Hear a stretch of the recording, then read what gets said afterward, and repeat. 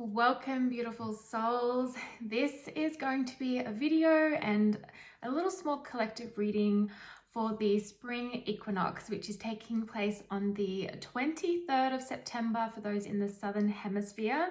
And this is associated with Ostara, which is the pagan holiday connected to the wheel of the year, the witch's wheel of the year as well. So I'm going to be talking a little bit about that. So if you're interested in that, stay along, watch this video. I'll also be doing a couple of channeled messages as well. Anyway, I'm Felicity, if I didn't say that. If you're new here, feel free to subscribe to my YouTube channel, or if you're over here on Instagram, feel free as well to check out my other things that I have on my page with the Into the Fire Mystery School, and also across on my other page where I do a lot of the channeling for the collective with I Am Felicity Erin, which is the Instagram handle. Okay, all right, so let's get stuck into this. So spring equinox, so you think of like, obviously, you know, we've come out of like the winter, and so for some of us, depending on where we are, like where I live in Australia, as you can see, I'm in a jumper, so it's like this time of the year there can be times where it feels quite warm, that beautiful spring weather, and then other times it's like back into the sweater weather as well, until we get into later spring. But with the spring equinox, this is a time of renewal. This is a time of rejuvenation. This is a time for cleansing and purification. And it's like the beautiful earth, so Mother Gaia, Mother Earth, after nature just kind of laying dormant for a while. And below the earth, there's movement happening, right? There's a lot of movement happening. And now, so we see the growth of plants and weeds, and you know, the leaves coming back onto the trees. We have flowers blossoming. We have new life being born, okay, within the animal kingdom as well. So you'll see lots of little birds around. This is the time to see little ducklings, like all of that.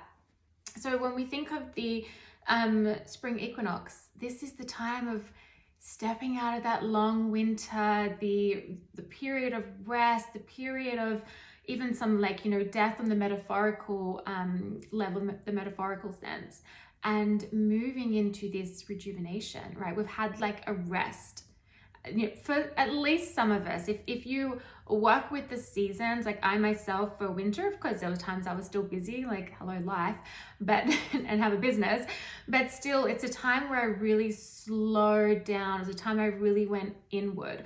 And so now it's like I'm feeling the energy of the season change and coming more into this feeling of delight and joy, and the sun beaming down on my face and being like, oh, spring is here, it's so beautiful, and just feeling that fresh, brand new energy.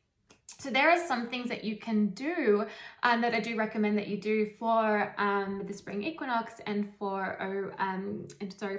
Ostara.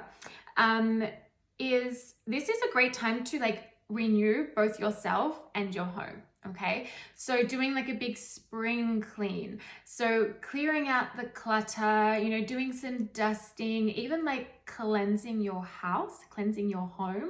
So you can use that with like incense, you can do that with some sort of ritual if you like to use cleansing bundles or cleansing sprays. Okay, however you like to do it, can be a really great time to open all the windows in your home, letting all of that energy from the winter, the stagnant energy, the slow energy, just all the old energy, removing that from the home and then allowing the fresh new energy to come in. This can be a great like way of, when we cleanse our home and clear our home, we're clearing space, we're creating space for new, we're creating space for fresh energy. And it's the same when we cleanse our own energy, right? Our energetic field. And we do things like healing and shadow work. It's like we're clearing out all of this stuff to create space for new energy, for fresh beginnings, for manifestations, like all of that beautiful abundant energy. Because as we come into spring, there is like an abundance coming. We can see it. It's like things are really starting to blossom. It's not like summer yet where everything's in full bloom, but we're getting there. And so it also comes with a sense of patience as well within spring. So being patient through the growth. So if you look at nature, being really patient with like your roses coming back, you know, into bloom, and being patient with the sun and the weather getting warmer, right? But taking that as a metaphor for yourself. So being patient with your own growth as you come out of the winter, being patient with yourself as you come out of a period of healing, or you come out of a period of rest, and just slowly going into that transition of more busier times, I guess you could say it like that. Okay, so some of the things that are associated with Ostara, so the spring equinox, is like balance, okay, rejuvenation, which I spoke about before, change. Things are definitely changing, okay? You'll notice a shift in your energy, and a shift in the energy with those around you as well. Patience and self-awareness. If we think about when through the winter period, it's like that's a time to go really inward and do a lot of introspection. And then when we come out of that, just like any time throughout the year, whenever you come out of it, but we're talking right now through the season. So as you come out of that and you come into the beautiful spring, okay, it's like you have a look at some reflection, and you begin to have a lot of the self-awareness with the lessons that you learned about yourself and about others and about life as you went inward, as you experienced that period of healing, that period of going within.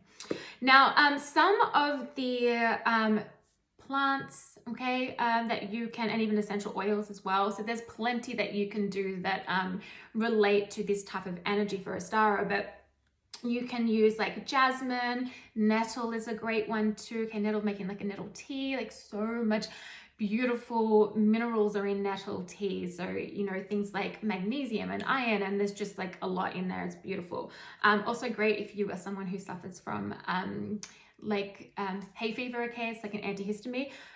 We'll say though, if you're going to be working with herbs and essential oils and things like that, you know, be sure that they suit you, the individual, because there are definitely some that are not suitable for people who are pregnant or who might have other health conditions like asthma and things like that. So just always do your research before using and adding new things to yourself. Okay, like chickweed is another great one, dandelion, tulips, mint, like I think like lemongrass, things like that as well. Like lemon is really associated with like spring. So those are just some of the things that are connected, and also the deities, okay, as well. There's plenty, but some of them are like Aphrodite, we got Freya, we have Thor, there's plus more, but also Gaia. And so personally for me, I work a lot with Gaia. So, you know, I'll go and create like an offering to give to Gaia as well.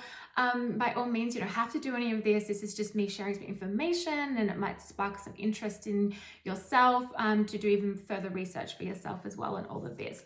So also, if you want to add some colors to your home as well, if you have an altar and you want to add some colors that celebrate this time, you know, light blues, green, light yellows, lilac and pinks as well can be really beautiful to implement and bring into your home or your altar. And you can use that with flowers like roses.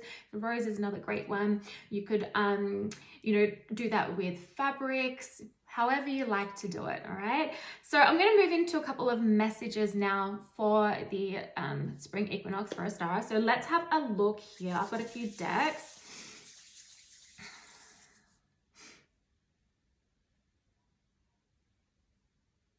If you've been sitting on an idea, okay, if you've been sitting on an idea, or you've been working on a project behind the scenes, or an idea behind the scenes, now is the time to really start getting ready to release that into the world, or to take some big tangible action steps with this, okay? That is something that is coming through. So if you're like if you've got a business, for example, an online business, that's definitely coming through for you guys. And you can apply that to anywhere else in your life if that fits for you. But it's a real beautiful time of harvest, okay, in some ways. Like, it's not harvest season, but it's a beautiful time of like things coming into fruition. That's actually a better way of putting it, sorry, is things coming into fruition, okay? So it's, if you took some action on manifestations or whatever you were doing within the last few months, you've been really co-creating and taking the action that is required, that is needed, that really listen to that soul, the intuition, then you're going to find things start to come into fruition for you, okay, over the next few months, throughout the spring season. So continue to work on your dreams, on your goals, on your manifestations, and also just don't forget to enjoy life and enjoy this fresh, new, beautiful energy and this beautiful new time of the year. I'm also hearing gratitude. So some of you might be wanting to do like a gratitude journal or create a gratitude practice, but also give yourself a lot of gratitude as well, okay? Giving yourself a lot of gratitude, and just, I think, like, you know, in the morning or in the evening, just say like 5 things that you are so grateful for. That's just something that's coming through here. Okay. Spring equinox, please. Those are watching and resonating. You know, I just said harvest. We have seasonal harvest.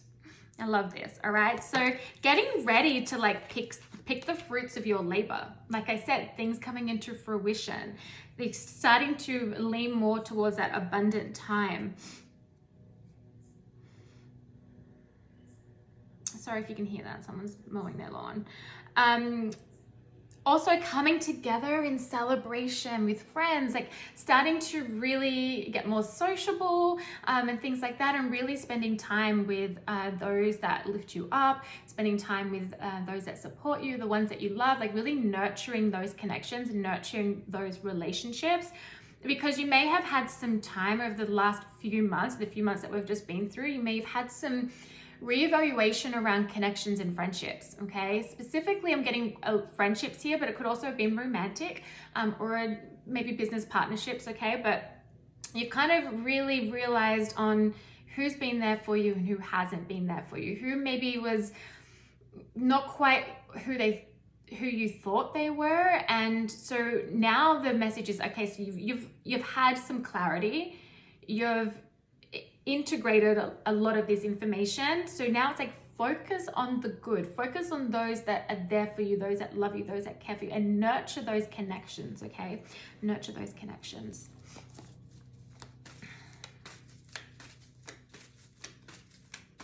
Actually, no, it's not that deck. I'm gonna go straight into the tarot. I'm using the Green Witch Tarot. If you are interested in reading tarot, look, I'll never tell you what you can and can't, like which deck you can and can't use. But if you're a beginner and you're looking at getting into tarot, which by the way, I will have my tarot course out soon. I'm so excited.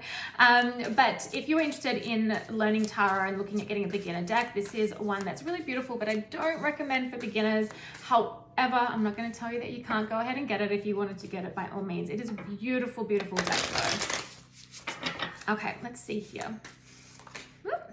Oh, look at this, the Wheel of the Year, which in traditional tarot is the Wheel of Fortune, but the Wheel of the Year, the Witch's Wheel of the Year. So the seasons are turning, right? When the wheel is moving, it's like the wheel of life. So we've completed one cycle and we're moving into a new. This is a cycle though, of this new cycle that we're moving into is a cycle of things coming into fruition, a cycle of picking the fruits of your labor. But yes, it doesn't mean that you have to keep go all the time. So we never want to go into burnout. So you want to have a beautiful balance of like rest and also movement. But remembering though that keep working on those dreams, keep working on those goals, because like your hard work is going to pay off, right? The wheel is turning. If you've been doing that, a lot and you're like, oh my God, when's the wheel going to turn for me? It's going to turn, all right? It's going to turn. You could even do like a really beautiful like a ritual around this, maybe on the full moon coming up, the full moon in Aries, which takes place on the 30th. I think that's in Australia, so I'm not sure if it's the 30th everywhere else. Check your local time. But otherwise, the new moon in Libra, which will happen 2 weeks after that. So just, you know, maybe do some sort of really beautiful beautiful thing that you can do. Anyway, I'm just gonna grab one more because I'm gonna run out of time. Instagram only allows 15 minutes. Let's see if I can get one more. We have the 3 of Wands. Yes, see your ship's coming in, guys. This is your manifestations coming in. So this is a beautiful time to enjoy the fruits of your labor, but be patient as they're still coming in because the ships aren't quite here yet. So be patient as they come in. Make sure you bring some beautiful balance. Do a big spring cleaning. Allow that beautiful fresh energy to come in. So renew yourself, but also renew your home. You can work with those elements I spoke about as well. You can give an offering to Gaia, whatever feels right for you. You also don't have to, but this is a really beautiful time. So enjoy the spring equinox and Ostara.